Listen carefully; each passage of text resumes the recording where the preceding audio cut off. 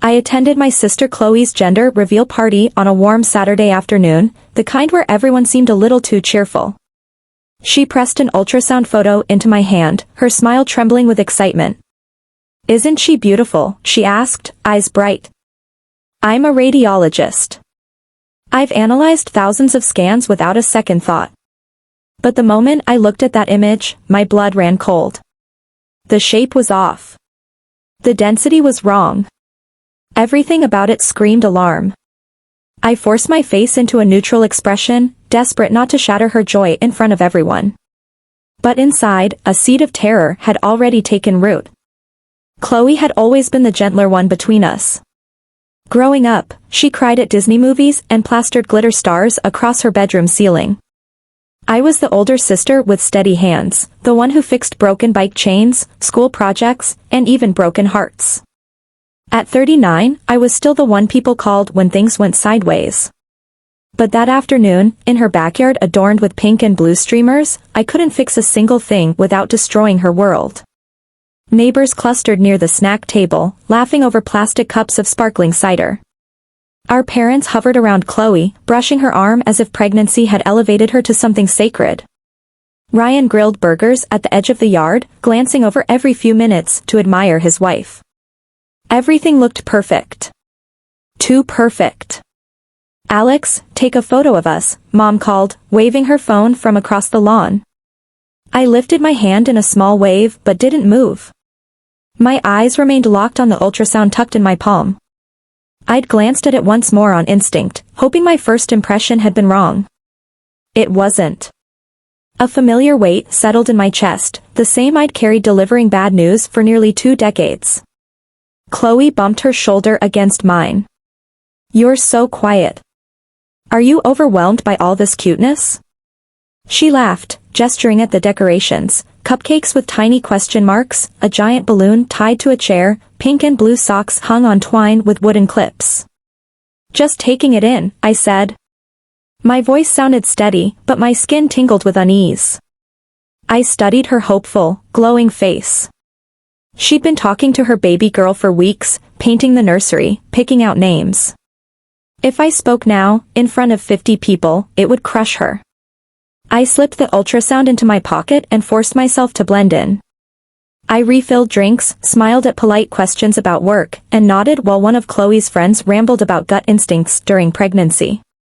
Meanwhile, my own instincts screamed louder than the music pulsing through the speakers.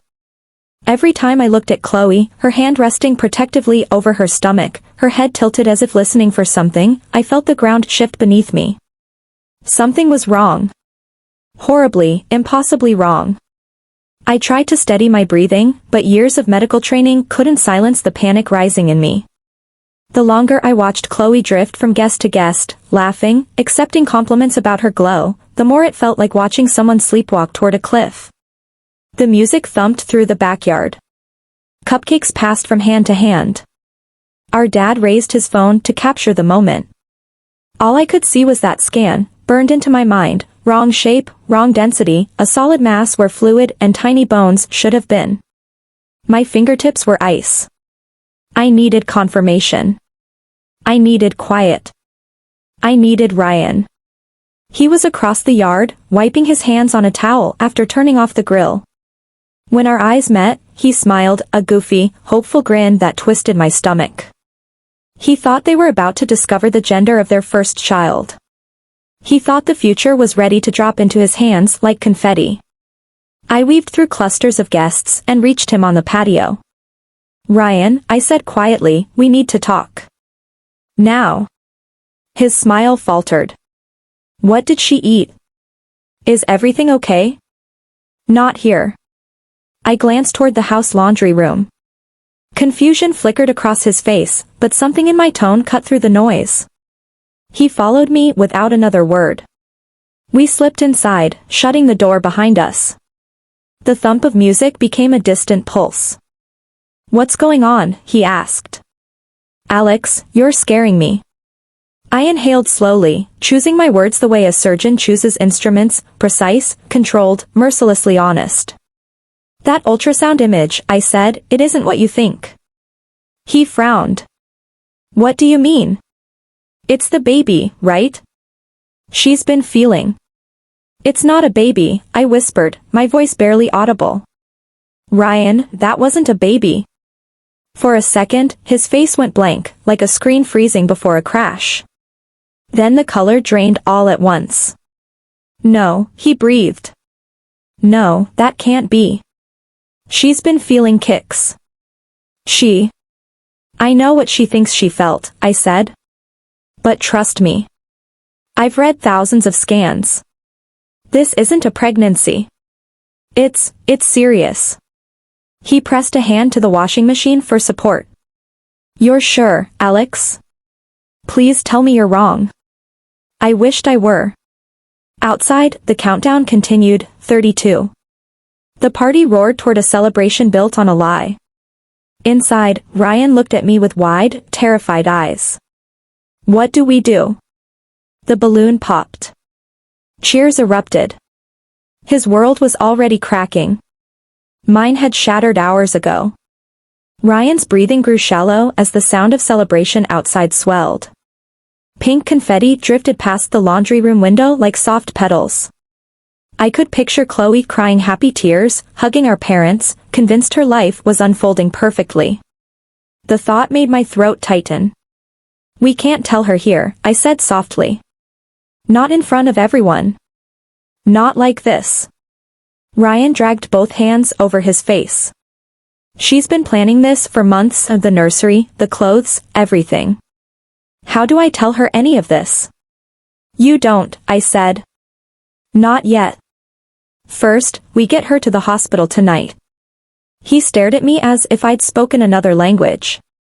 Alex, she won't leave. Not now. She's going to want to celebrate. I know, I whispered, my voice cracking. But whatever's inside her, it shouldn't wait. A knock startled us. It was Mom. Are you two hiding from the fun? She teased through the door. Chloe's cutting the cake soon. Ryan's panic flared again.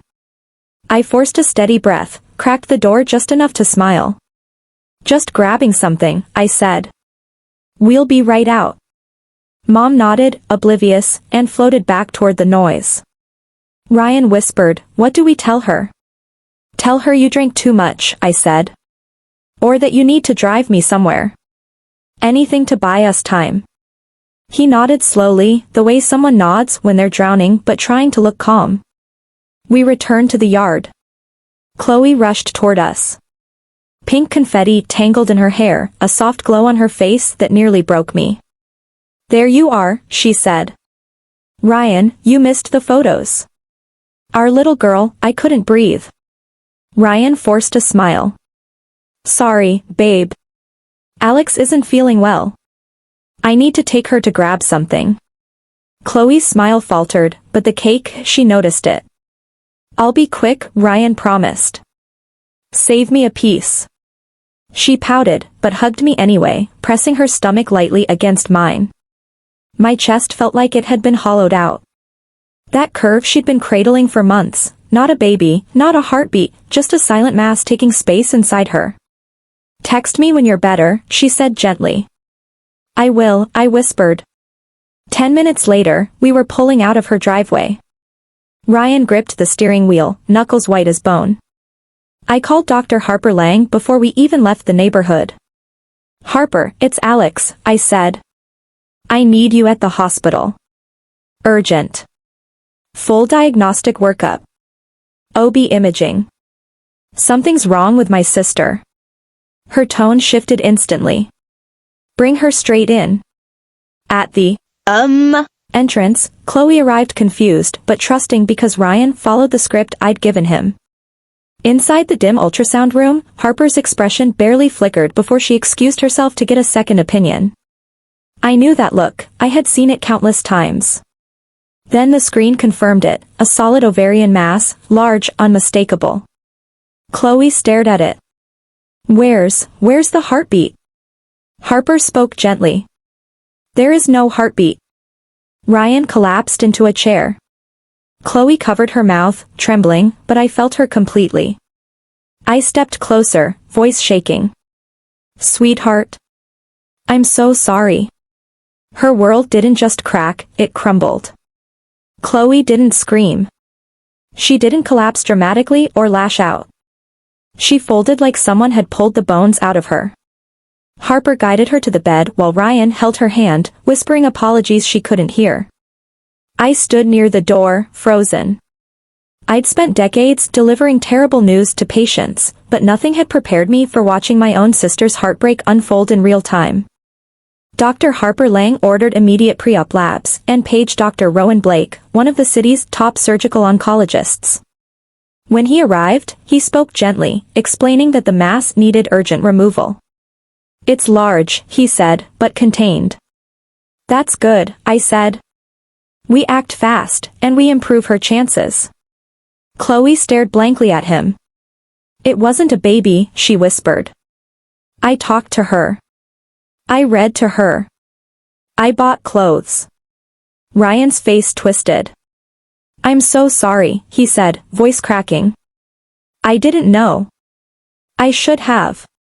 No, Chloe said sharply, shaking her head. It's not your fault. Someone told me I was pregnant. Someone let me believe it. Her eyes drifted toward me. I expected anger, but there was only confusion, grief, and a terrible kind of trust. You knew at the party, she whispered, each word like a blade to the chest. I suspected, I said carefully. I wasn't certain until now. I didn't want to crush you without proof. Tears welled again, but she nodded slowly. Thank you for getting me here. Dr. Blake scheduled surgery for that very morning. I stayed at the hospital, pacing the hallway while Ryan slept upright in a chair beside Chloe. When they wheeled her into the OR at sunrise, she reached for my hand one last time. Don't let them get away with it, she whispered. I won't, I promised. The next 3 hours crawled. Finally, Dr. Blake emerged, mask hanging around his neck. I braced myself. She did well, he said. The mass was large, but we removed it cleanly. She'll recover. Relief hit so hard my knees nearly buckled. Ryan cried openly. I didn't, not yet. 2 days later, pathology confirmed the tumor was benign. Chloe would heal physically, but emotionally, that was another battle. She barely spoke the first week. Dr. Elise Warren, a reproductive trauma therapist, came for sessions. Sometimes Chloe listened. Sometimes she stared at walls, lost in the aftermath. She'd lost something she believed in with every cell, a child she'd named, a future she'd rehearsed. One night, while Ryan dozed on the couch, Chloe whispered, how many women did they lie to? How many thought they were carrying something real? The question lodged in my chest like shrapnel. I couldn't fix the past, but I could stop the people responsible. I started with the boutique clinic Chloe had visited, Nest and Bloom Imaging, a keepsake ultrasound studio tucked between a frozen yogurt shop and a nail salon. Their website boasted high-def baby previews and early gender accuracy. No mention of licensed sonographers. No disclaimers about medical limits, just packages, promotions, and glowing reviews. I dug deeper. Buried among the praise were uneasy comments. A mother told she was having twins, only to learn one sac was empty. A father promised a healthy baby, later discovering severe abnormalities at a real OB appointment. A woman swore she heard a heartbeat, only to miscarry weeks later. I contacted these families one by one. Jenna Hale cried as she recounted how Nest and Bloom assured her baby was perfect, while her OB found congenital defects 2 days later. Lauren Perez had been promised a boy, she delivered a girl with a chromosomal disorder the studio never mentioned. Michael Tan's wife lost her pregnancy after Nest and Bloom missed complications. Amber Wu nearly died when her ectopic pregnancy went undetected, staff had insisted everything looked fine. Every story hit the same note, false reassurance from untrained operators. I compiled everything, screenshots, testimonies, bills, notes, and called Daniel Reeves at the State Medical Board. He listened carefully. We've been monitoring places like this, he said. If you can gather more documented cases, we can take action. I didn't sleep for 2 days. I interviewed families, collected medical records, and requested permission to share their experiences. Slowly, a pattern emerged, a map of negligence, lies, and shattered lives.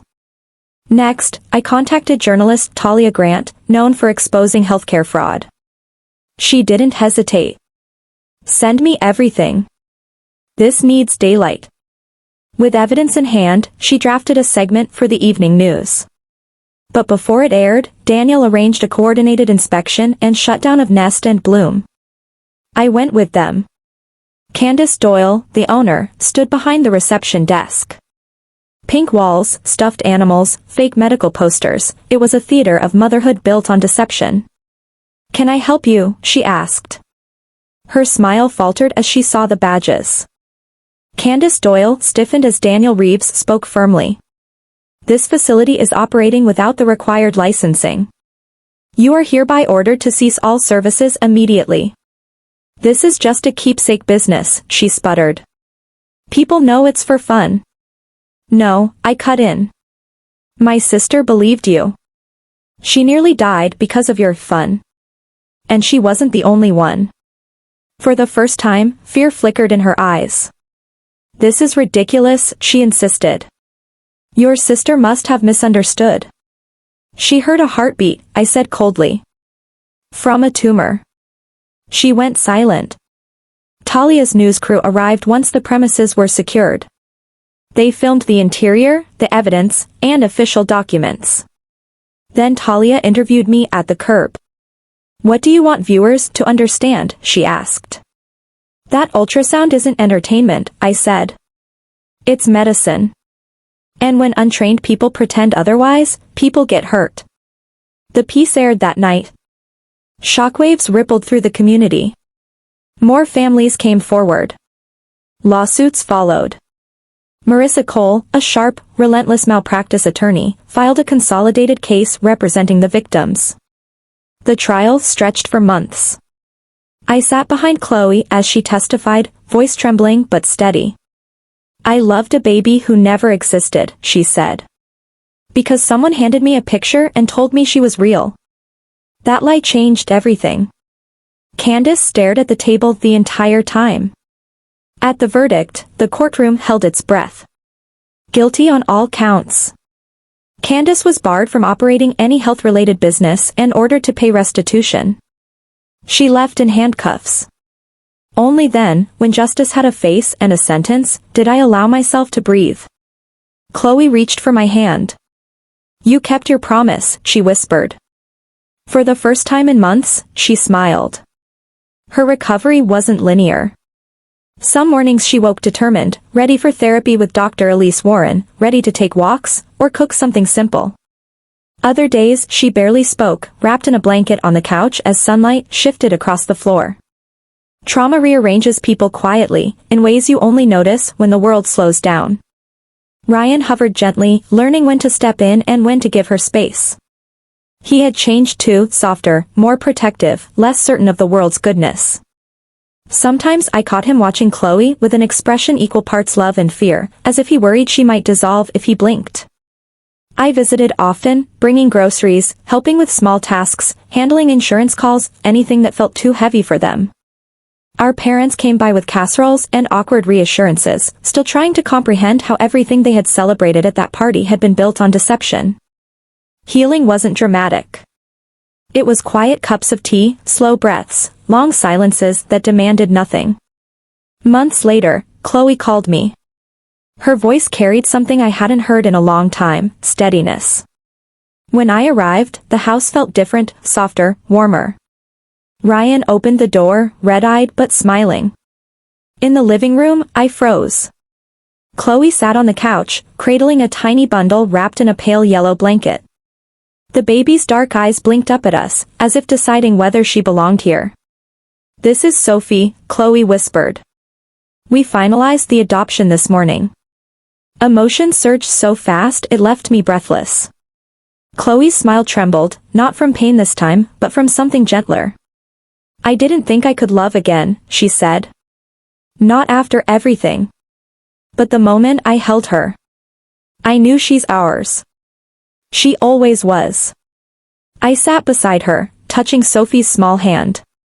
It curled around my finger, impossibly light and real. Chloe leaned her head on my shoulder. You saved my life, Alex. All of this, it's because you chose the truth. The room was quiet, except for the soft hum of the air conditioner and the tiny breaths of the baby sleeping against her chest. And in that stillness, for the first time since the party, I felt peace settle into my bones. Sitting there with Chloe and Sophie, I realized the truth hadn't ruined us, it had saved us. Lies would have taken her life and stolen her future. But choosing to face what was real, however brutal, created space for something honest and hopeful to grow. Families aren't defined by perfect moments, they're defined by the ones we survive together. If this story stayed with you, share your thoughts in the comments. And if you want more real stories of justice, healing, and family, subscribe so you never miss the next one.